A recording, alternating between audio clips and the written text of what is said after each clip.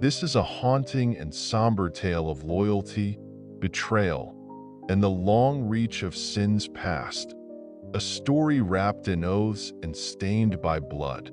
The tragic end of King Saul's 7 sons unfolds in the shadow of ancient vows and divine justice. To understand the fate of Saul's sons, we must first journey back to the time of Joshua, the warrior leader of Israel, whose actions unwittingly set in motion events that would haunt the royal family generations later.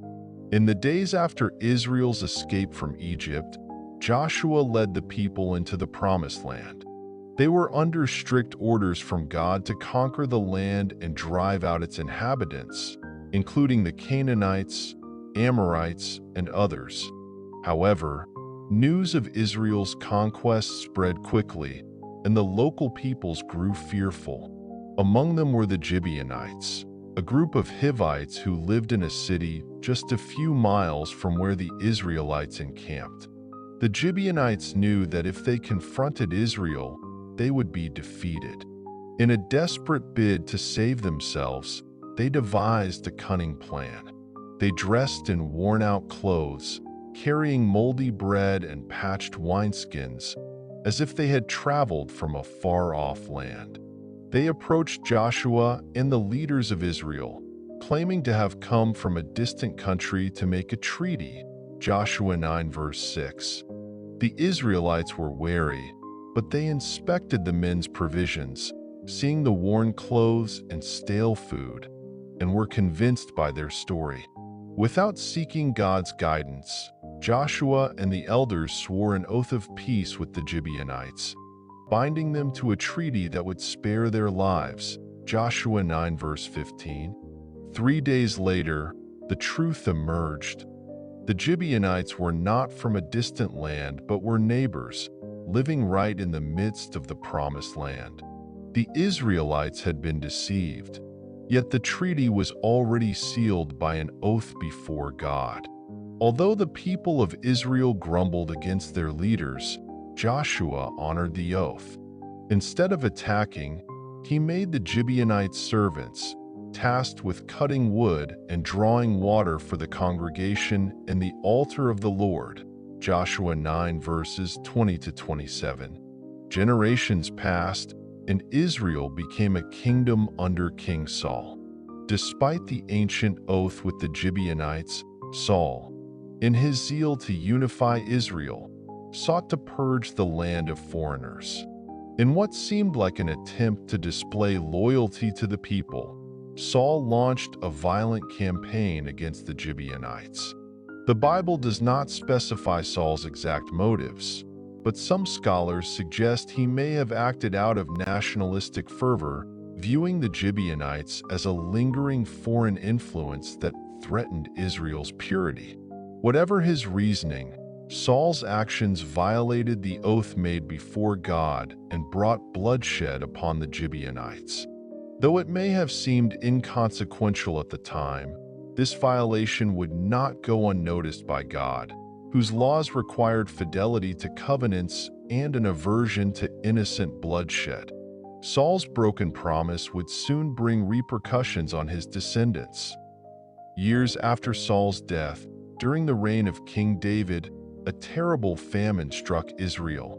For 3 consecutive years, the land yielded little, and the people suffered greatly.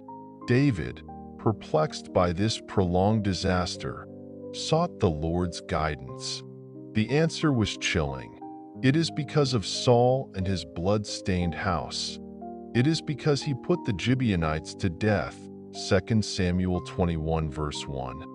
The famine, God revealed, was a divine judgment upon Israel for Saul's broken oath. The Gibeonites' blood cried out for justice, and only restitution could heal the land. David, feeling the weight of this revelation, summoned the Gibeonites and asked what could be done to make amends. When David met with the Gibeonites, he asked them how they could be compensated. The Gibeonites rejected money or other material compensation. Neither did they seek revenge on the general Israelite population. Instead, they asked for something far more chilling: the lives of 7 of Saul's male descendants.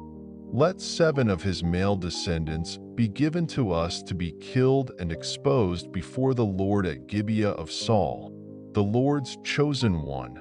2 Samuel 21 verse 6. David was faced with a heartbreaking decision. The curse had to be lifted, and he had sworn to right the wrongs done to the Gibeonites. To fulfill their request, he spared Saul's direct descendant, Mephibosheth, the son of Jonathan, due to his covenant with Jonathan, Saul's son. However, he handed over 2 of Saul's sons, Armani and Mephibosheth, not to be confused with Jonathan's son, born to Rizpah, a concubine of Saul, along with 5 grandsons of Saul, the sons of Saul's daughter Merab. The 7 men were taken and delivered to the Gibeonites, who carried out the execution. In an act of retributive justice, the 7 were killed and left exposed on the mountain, an open display of Saul's broken oath and its repercussions. It was a punishment intended to satisfy divine justice and appease the grievance of the Gibeonites. For days, the bodies of Saul's sons and grandsons hung as grim reminders of the cost of broken covenants. Rizpah, the mother of Armani and Mephibosheth, performed a remarkable act of grief and dedication. She stayed by the bodies, spreading sackcloth on a rock, keeping watch both day and night, protecting her son's remains from birds and wild animals until the rains came. 2 Samuel 21 verse 10. Her vigil was an extraordinary display of a mother's love, even amid such horror. When David heard of Rizpah's devotion, he was moved to action. He ordered the remains of the 7 men to be taken down and buried properly in the family tomb of Saul's father, Kish, alongside the bones of Saul and Jonathan, which had been recovered from Jabesh Gilead. 2 Samuel 21 verses 13 to 14.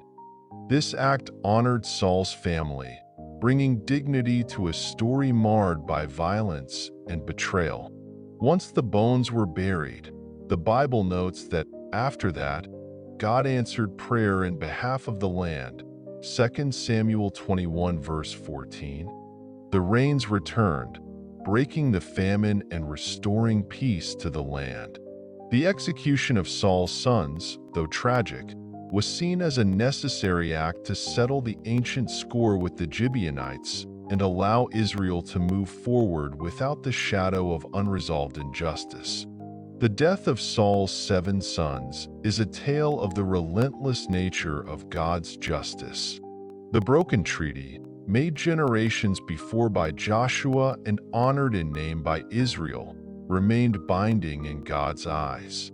Saul's impulsive massacre of the Gibeonites stirred the wrath of God, who values promises kept. The curse on Israel for Saul's actions serves as a reminder that the divine requires integrity from his people and holds them accountable even across generations.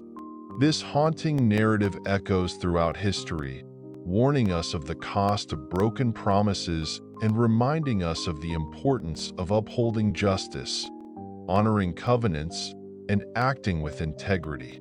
Though Saul's line was cut down, the land was healed, and through the ashes of this tragedy, the story of Israel pressed on.